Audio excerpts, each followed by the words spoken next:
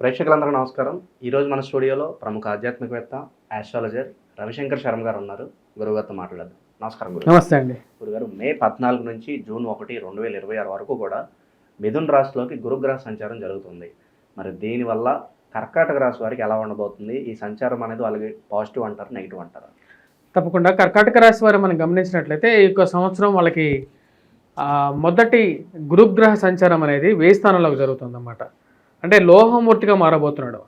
మే 14వ తారీఖు ముందు వరకు సువర్ణమూర్తిగా ఉన్నటువంటి గురువు మే 14వ తారీఖు నుండి అక్టోబర్ వరకు కూడా, అక్టోబర్ 18వ తారీఖు వరకు కూడా లోహమూర్తిగా మారబోతున్నాడు. లోహమూర్తి అంటే ఏంటో అసలు ముందు తెలుసుకోవాలి మనం. లోహమూర్తిగా ఉన్నప్పుడు నిష్ఫలితాన్ని ఇస్తాడు, అంటే తక్కువ ఫలితాన్ని ఇస్తాడని చెప్పి శాస్త్రం చెప్తుంది. అదేవిధంగా అక్టోబర్లో ఇక్కడ ఈ యొక్క సంవత్సరంలో వచ్చేటప్పటికి రెండో ట్రాన్సిట్ కూడా ఉంది. గురువు కర్కాటక రాశిలోకే వస్తున్నాడు, అంటే సువర్ణమూర్తిగా కూడా మారబోతున్నాడు అన్నమాట. అంటే ముందు సరైనటువంటి ఫలితం ఇవ్వడు. ఎప్పటి వరకు ఇవ్వడు? మే 14వ తారీఖు నుండి అక్టోబర్ 18వ తారీఖు వరకు కూడా వీరికి వచ్చేటప్పటికి నిష్ఫలితాన్ని ఇస్తాడు. అంటే చేసేటువంటి పనుల్లో కొన్ని పనులు ఏవైతే ఉంటాయో అవి ముందుకు జరగకుండా అవరోధం జరగడం అనేది జరుగుతూ ఉంటుందన్నమాట. కానీ ఈ రాశి వారికి కొసమరపు ఏమిటి అంటే అక్టోబర్లో ఎప్పుడైతే జన్మరాశిలోకి వస్తాడో అప్పుడు అక్టోబర్, నవంబర్, డిసెంబర్ వరకు కూడా, అంటే 3 నెలల పాటు జన్మరాశిలో సంచారం చేసేటప్పుడు యొక్క గురువు సువర్ణమూర్తిగా అత్యధికమైనటువంటి ఫలితాన్ని ఇవ్వగలుగుతాడు. అంటే ఆ యొక్క ఫలితాలు ఎలా ఉంటాయంటే ఆరోగ్యపరంగాను మానసికమైనటువంటి ప్రశాంతతను ఎక్కువగా పొందగలుగుతారు. వయోవృద్ధులు ఎవరైతే ఉన్నారో హెల్త్ రికవరీ జరుగుతూ ఉంటుంది ఆ పీరియడ్లో.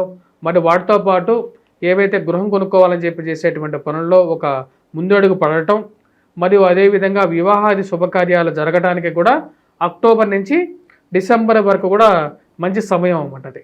వాటితో పాటు సంతాన ప్రాప్తి కలగటం, సంతానంలో ఎదుగుదల బాగుండటం, సంతాన వ్యాపార ప్రయత్నాల్లో అనుకూలత పొందడం, ఇవన్నీ అన్ని శుభకార్యాలు జరుగుతూ ఉంటాయి అన్నమాట. మరియు స్త్రీలకు వచ్చేటప్పటికి సంతాన ప్రాప్తితో పాటు సుమంగళి యోగం కూడా ఉంటుంది October, November, December. So 3 months చాలా అనుకూలంగా ఉంటుంది అన్నమాట. ఫస్ట్ ఫేజ్ వచ్చేటప్పటికి సరిగా లేకపోయినప్పటికీ కూడా సెకండ్ ఫేజ్ అనేది బాగుంటుంది. అది సానుకూలమైనటువంటి ఫలితాన్ని ఎక్కువగా ఇవ్వగలుగుతుంది. ఈ రాశి వారికి మళ్ళీ డిసెంబర్ నుంచి మళ్ళీ జూన్ వరకు మళ్ళీ వచ్చేటప్పటికి లోహమూర్తిగా మారుతున్నాడు. అంటే మొదటిగా లోహమూర్తిగా ఉన్నటువంటి అక్టోబర్ నుంచి తను డిసెంబర్ వరకు వచ్చేటప్పటికి లోహమూర్తిగా ఉంటాడు, నిష్ఫలితాన్ని ఇస్తాడు, సరైనటువంటి ఫలితాన్ని ఇవ్వడు. డిసెంబర్లో ఈ రాశి వారికి వచ్చేటప్పటికి అక్టోబర్ తర్వాత నుంచి డిసెంబర్ వరకు అనుకూలమైనటువంటి ఫలితాన్ని ఇవ్వగలుగుతాడు. సో మొదటి ఫేజ్లో అంత సానుకూలంగా లేదు, అంటే మే నుంచి అక్టోబర్ వరకు కొంచెం మిశ్రమంగా ఉంటుంది. మళ్ళీ ఈ రాశి వారికి అక్టోబర్ నుంచి డిసెంబర్ వరకు అనుకూలత ఎక్కువగా ఉంటుంది.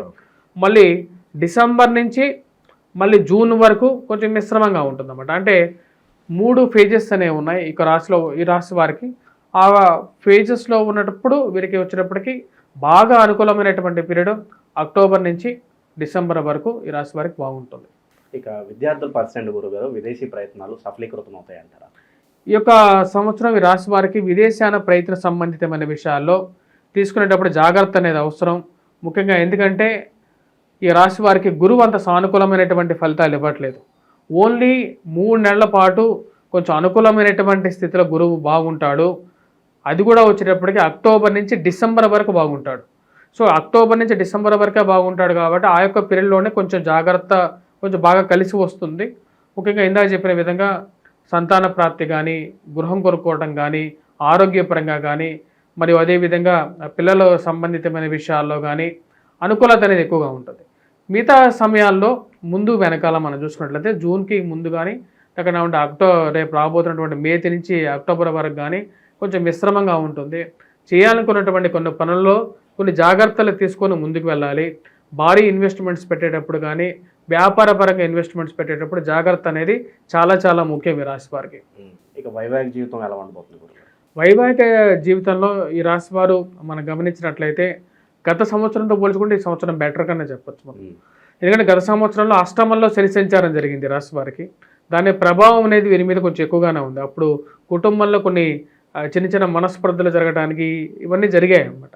కానీ ఈ సంవత్సరం అట్లా ఉండదు. ఈ సంవత్సరం కొంచెం ప్రశాంతంగానే ఉంటుంది, కానీ ముందుకు వెళ్ళనటువంటి పరిస్థితులు అన్నమాట. అంటే కొన్ని విషయాల్లో నిర్ణయాలు తీసుకొని కుటుంబంలో ఒకరికి పెళ్లి చేయాలని చెప్పి మీరు ప్రయత్నాలు చేస్తున్నా సరే ఆ పెళ్ళిళ్ళు ముడిపడకుండా ఎక్కువ టైం డ్రాగ్ అవుతూ అలా కొన్ని ఇది ముందుకు జరుగుతాయా వెళ్ళవా అనేటువంటి ఒక మీమాంసలో కొట్టుమిట్టాడేటువంటి పరిస్థితి అనేది ఎక్కువగా ఉంటూ ఉంటుంది. కానీ ఆ రిలీఫ్ పీరియడ్ ఒకటి ఉంటుంది, అంటే అక్టోబర్ నుంచి డిసెంబర్ వరకు ఆ పీరియడ్ ఉంది కదా, ఆ పీరియడ్లో ఈ రాశి వారికి కొంచెం రిలీఫ్ అనేది ఉంటుంది. కంపల్సరీగా ఒక మంచి కంక్లూజన్కి అనేది రాగలుగుతారు. ఇక అవకాశాలు గుర్తింపు పరంగా ఎలా ఉండబోతుంది? పెండింగ్లో ఉన్న పనులన్నీ కూడా ఈ సంవత్సరం పూర్తయ్యే కోసం కనిపిస్తున్నాయి గురుగారు. ఈ రాశిలో వారికి వచ్చేటప్పటికి పెండింగ్లో ఉన్నటువంటి పనులు పూర్తవుతాయి, కాకపోతే ఎమ్మటే ఎక్కువసార్లు ప్రయత్నం చేయాల్సిన పరిస్థితి ఉంటుంది అన్నమాట. అంటే ఒక పని కోసం మనం వెళ్ళి కిరాణా కొట్టు కోసం కిరాణా షాప్కి వెళ్తాం, ఏదో ఒక వస్తువు కావాలని, ఆ టైంలో ఆ వస్తువు ఉండదు. వాడు ఏం చేస్తారంటే రేపు రమ్మంటాడు, రేపు వెళ్తే రేపు ఉండదు, మళ్ళీ ఎల్లుండి రమ్మంటాడు. ఇలా ఒకటే పని కోసం 3 సార్లు తిరగాల్సినటువంటి పరిస్థితి. కానీ అదే విషయం ఒక్కోసారి మనకు వెళ్ళగానే ఎంతో కష్టసాధ్యమైనటువంటి పని కూడా టక్కన అయిపోతుంటుంది.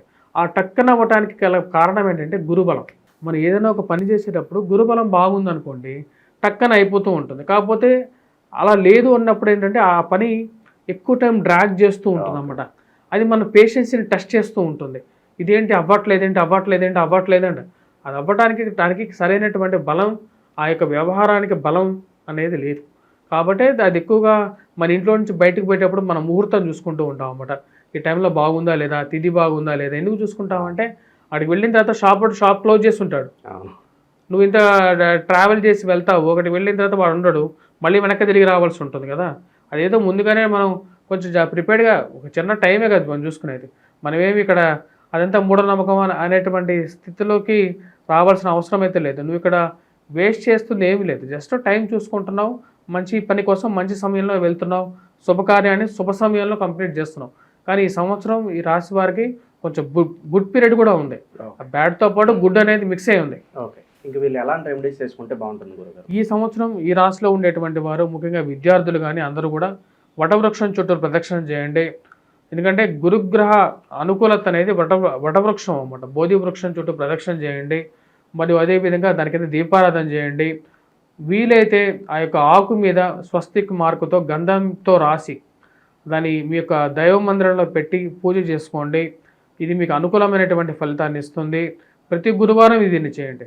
దీనిలో ఎటువంటి ఖర్చు కూడా ఉండదు కదా. వటవృక్షం మనకు దేవాలయాల్లో ఉంటుంది, దాని చుట్టూ ప్రదక్షిణ చేయండి. వైశాఖ మాసం రాబోతుంది, వైశాఖ మాసంలో వటవృక్షం చుట్టూ ప్రదక్షిణ చేస్తే చాలా అమోఘమైనటువంటి ఫలితాలు ఉంటాయి. ఇది శాస్త్రంలో చెప్పింది.